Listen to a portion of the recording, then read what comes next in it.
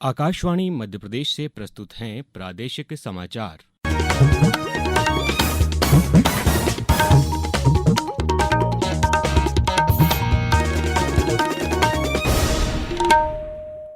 नमस्कार, समाचारों के साथ मैं अभिषेक कटियार। सबसे पहले इस बुलेटिन के मुख्य समाचार। विश्व के सबसे बड़े आध्यात्मिक और सांस्कृतिक समागम महाकुंभ की प्रयागराज में हुई शुरुआत। प्रधानमंत्री आज जम्मू कश्मीर में सोनमर्ग सुरंग परियोजना का करेंगे उद्घाटन। मुख्यमंत्री आज उज्जैन में 614 करोड़ रुपए से अधिक की सेवरखेड़ी सिलारखेड़ी परियोजना का करेंगे भूमि पूजन। और प्रदेश के कई जिलों में हल्की वर्षा। मौसम विभाग ने आज भी कई स्थानों पर बारिश होने की संभावना जताई। अब समाचार विस्तार से। विश्व का सबसे बड़ा आध्यात्मिक और सांस्कृतिक समागम महाकुंभ आज पौष पूर्णिमा के अवसर पर अमृत स्नान के साथ प्रयागराज में शुरू हो गया है। लाखों श्रद्धालु और तीर्थयात्री गंगा, यमुना और सरस्वती नदी के संगम त्रिवेणी के विभिन्न घाटों पर पवित्र डुबकी लगा रहे हैं। यह भव्य आयोजन 26 फरवरी को महाशिवरात्रि तक जारी रहेगा। 144 वर्षों में केवल एक बार होने वाला दुर्लभ खगोलीय संयोग इस वर्ष महाकुंभ की विशेषता को और बढ़ा रहा है। अनुष्ठान स्नान के अलावा लाखों श्रद्धालु संगम पर कल्पवास की प्राचीन परंपरा का भी पालन करेंगे। प्राचीन मान्यताओं के अनुसार श्रद्धालु निर्धारित अनुष्ठानों का सख्ती से पालन करते हुए माघ पूर्णिमा तक एक महीने के लिए कल्पवास करेंगे। इस आयोजन के लिए 7 स्तरीय सुरक्षा व्यवस्था की गई है। मेले में देश और विदेश के 40 करोड़ से अधिक श्रद्धालुओं के आने का अनुमान है। आज सुबह स्नान करने आ रहे श्रद्धालुओं का उत्साह चरम पर है।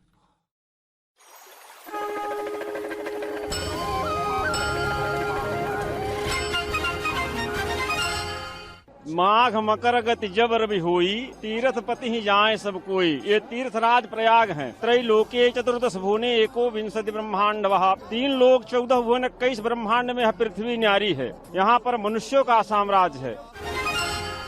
व्यवस्थाएं बहुत अच्छी है, रहने के लिए भी किया हुआ है, खाने के लिए, घूमने के लिए सब कुछ अच्छे बनाए हुए हैं। रास्ते भी लाखों करोड़ जो है श्रद्धालु जो आएंगे और गंगा स्नान के लिए जो है और इस पावन भूमि पर जो है दर्शन देंगे।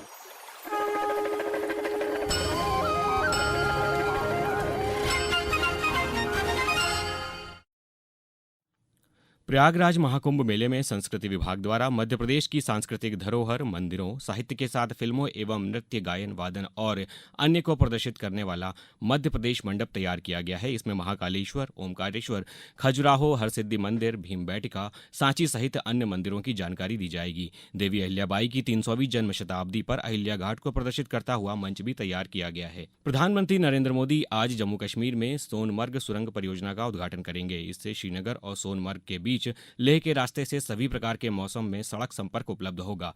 इस दौरान प्रधानमंत्री निर्माण श्रमिकों से भी मिलेंगे। लगभग 12 किलोमीटर लंबी सोनमर्ग परियोजना का निर्माण 2700 करोड़ रुपए से अधिक की लागत से किया गया है। ये सुरंग लद्दाख क्षेत्र में निर्बाध और सुरक्षित संपर्क उपलब्ध कराएगी। इससे सोनमर्ग में पूरे वर्ष पर्यटन को प्रोत्साहन मिलेगा और स्थानीय लोगों को रोजगार के अवसर उपलब्ध होंगे तथा रक्षा आवश्यकताओं की भी पूर्ति होगी। इस सुरंग के बनने से जम्मू कश्मीर तथा लद्दाख के सामाजिक सांस्कृतिक एकीकरण को भी प्रोत्साहन मिलेगा।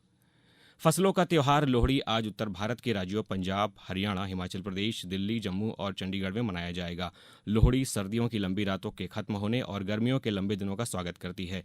राष्ट्रपति द्रौपदी मुर्मू और उपराष्ट्रपति जगदीप धनखड़ ने आज लोहड़ी तथा कल मकर संक्रांति, पोंगल और माघ बिहू त्योहारों के लिए शुभकामनाएं दी हैं। अपने संदेश में राष्ट्रपति ने कहा कि ये त्योहार देश की समृद्ध सांस्कृतिक विरासत के प्रतीक हैं और सभी के जीवन में उत्साह तथा खुशियां लाते हैं। मुख्यमंत्री डॉक्टर मोहन यादव ने कहा है कि रबी फसल की कटाई के साथ मनाया जाने वाला लोहड़ी पर्व धरती माँ की उदारता को नमन करने और किसान भाइयों के परिश्रम को प्रणाम करने का त्योहार है। मुख्यमंत्री कल भोपाल में पंजाबी अकादमी संस्कृति विभाग द्वारा आयोजित लोहड़ी पर्व को संबोधित कर रहे थे। अब समाचारों में वक्त है एक ब्रेक का। ये समाचार आप आकाशवाणी मध्य प्रदेश से सुन रहे हैं। ये समाचार बुलेटिन YouTube पर Madhya Pradesh news all India radio channel पर और फेसबुक के साथ ही एक्स प्लेटफॉर्म पर AIR न्यूज भोपाल पेज पर सुने जा सकते हैं। इसके अलावा आप हमारी वेबसाइट newsonair.gov.in पर या न्यूज ऑन AIR ऐप पर भी समाचार सुन सकते हैं। समाचारों में एक बार फिर आपका स्वागत है। अब एक अच्छी खबर। प्रदेश के ग्रामीण क्षेत्र की महिलाओं को राष्ट्रीय ग्रामीण आजीविका मिशन से जोड़कर महिलाओं को आत्मनिर्भर बनाए जाने की दिशा में तेजी से काम किया जा रहा है। रायसेन जिले में महिलाएं अपना रोजगार स्थापित करते हुए स्वयं को आत्मनिर्भर बना रही हैं। पेश है इस संबंध में एक रिपोर्ट। रायसेन जिले में राष्ट्रीय ग्रामीण आजीविका मिशन के अंतर्गत 10,113 स्व सहायता समूह को संचालित किया जा रहा है, जिसमें लखपति दीदी की संख्या जिले में 20,383 हो गई है। महिलाओं को रोजगार स्थापित किए जाने की दिशा में तेजी से कार्य होने से महिलाओं के जीवन में बड़ा बदलाव भी आया है। रायसेन जिले की लखपति दीदी माधुरी नागर ने बताया, 2018 में समूह से जुड़ने से मुझे BSA का काम मिला है, बैंक सखी का काम भी करती हूँ और मैं नमो ड्रोन दीदी भी हूँ, मुझे ड्रोन भी मिला है और मुझे PDS की दुकान भी मिली है। इसी तरह लखपति दीदी ललिता नागर ने बताया कि राष्ट्रीय शहरी आजीविका मिशन से जुड़ने के बाद उनके जीवन में बड़ा बदलाव आया है। आज की आजीविका मिशन से जुड़ने के बाद मेरी इनकम 1 लाख से ऊपर है और आज मेरे पास जनरल शॉप है, मेरे पे BSA का भी काम करती हूँ, बैंक सखी का भी काम करती हूँ और कृषि भी है मेरे पास। मुख्य कार्यपालन अधिकारी जिला पंचायत रायसेन अंजू पवन भदौरिया ने बताया कि रायसेन जिले में कुल 10,113 महिला स्व सहायता समूह है। इन समूह के माध्यम से हम महिलाओं को प्रेरित करते हैं कि वे कैसे अपनी योग्यताओं या अपनी क्षमताओं का विकास करते हुए गांव और घरों में रह के या जो घर से बाहर जाना चाहती हैं, उनको आजीविका के ऐसे अवसर उपलब्ध कराना जिससे वे प्रति माह लगभग 10 से 12 हजार की आय प्राप्त कर सके। वर्तमान में इस समूह के माध्यम से लगभग 10,000 से ज्यादा महिलाएं लखपति दीदी की श्रेणी में आ गई हैं। आकाशवाणी समाचार के लिए रायसेन से मैं विनीत माहेश्वरी।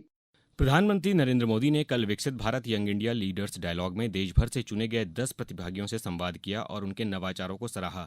इनमें मध्य प्रदेश के सतना की डॉक्टर स्वप्ना वर्मा भी शामिल हैं। प्रधानमंत्री ने उनके बीमारी मुक्त मॉडल के बारे में जानकारी ली। डॉक्टर स्वप्ना वर्मा ने बताया कि मधुरिमा सेवा संस्कार संस्थान बीमारी मुक्त भारत अभियान के अंतर्गत सतना प्रकल्प पर काम कर रहा है, जिसके तहत घर घर जाकर स्वास्थ्य परीक्षण किया जाता है, मरीजों की डिजिटल प्रोफाइल तैयार की जाती है तथा उनके परिवार का फैमिली ट्री चार्ट बनाया जाता है। इससे आने वाले समय में इन बीमारियों के जोखिम को कम करने में मदद मिलती है। पीएम ने संस्थान के स्वास्थ्य सेवा क्षेत्र में योगदान को प्रेरणादायक बताया। मुख्यमंत्री डॉक्टर मोहन यादव आज 614 करोड़ 53 लाख रुपए की लागत की सेवरखेड़ी सिलार खेड़ी परियोजना का भूमि पूजन कार्तिक मेला ग्राउंड उज्जैन पर करेंगे। इस अवसर पर केंद्रीय जल शक्ति मंत्री CR पाटिल भी उपस्थित रहेंगे। जल संसाधन मंत्री तुलसीराम सिलावट ने कल कार्यक्रम स्थल का निरीक्षण किया। प्रदेश के अधिकांश जिलों में कल वर्षा दर्ज की गई। मौसम विभाग के अनुसार भोपाल, इंदौर, जबलपुर, नर्मदापुरम और सागर संभागों में कई स्थानों पर हल्की से मध्यम बारिश हुई। मौसम विभाग ने अगले 24 घंटों के लिए बैतूल, सतना, जबलपुर, छतरपुर सहित 26 जिलों में बारिश का अनुमान जताया है। साथ ही इन जिलों में कुछ स्थानों पर बिजली गिरने का येलो अलर्ट भी जारी किया गया है। मौसम विभाग ने कल से प्रदेश में ठंड का नया दौर शुरू होने की संभावना जताई है। अब कुछ समाचार संक्षेप में। पंचायत एवं ग्रामीण विकास मंत्री प्रहलाद पटेल ने कल नरसिंहपुर जिले में बरमान मेले का शुभारंभ किया। उन्होंने नर्मदा तट पर पूजा अर्चना भी की। भोपाल जोधपुर एक्सप्रेस का संचालन आज भोपाल स्टेशन से निरस्त कर दिया गया है। पश्चिम मध्य रेल भोपाल मंडल के जनसंपर्क अधिकारी ने बताया कि जयपुर मंडल के सिरस और वनस्थली निवाई के बीच तकनीकी कारणों से ट्रेन निरस्त की गई है। छतरपुर में वन पर्यावरण राज्य मंत्री दिलीप अहिरवार ने कल राष्ट्रीय युवा दिवस के अवसर पर यातायात जागरूक रथ को हरी झंडी दिखाकर रवाना किया। इंदौर जिले में मुख्यमंत्री जन कल्याण अभियान के तहत लगाए गए शिविरों में नागरिकों द्वारा कुल 77,762 आवेदन दिए गए, जिसमें से 73,839 नागरिकों के आवेदन स्वीकृत किए गए। खंडवा में निवाड़ ताइक्वांडो क्लब एवं CH ग्रुप के तत्वावधान में 4th एनुअल अवार्ड सेरेमनी का आयोजन किया गया। इस दौरान 113 खिलाड़ियों को अवार्ड एवं प्रमोशन करके सम्मानित किया गया। अंत में मुख्य समाचार एक बार फिर। विश्व के सबसे बड़े आध्यात्मिक और सांस्कृतिक समागम महाकुंभ की प्रयागराज में हुई शुरुआत। प्रधानमंत्री आज जम्मू कश्मीर में सोनमर्ग सुरंग परियोजना का करेंगे उद्घाटन। मुख्यमंत्री आज उज्जैन में 614 करोड़ रुपए से अधिक की सेवरखेड़ी सिलारखेड़ी परियोजना का करेंगे भूमि पूजन। और प्रदेश के कई जिलों में हल्की वर्षा। मौसम विभाग ने आज भी कई स्थानों पर बारिश होने की संभावना जताई। इस बुलेटिन में बस इतना ही। नमस्कार।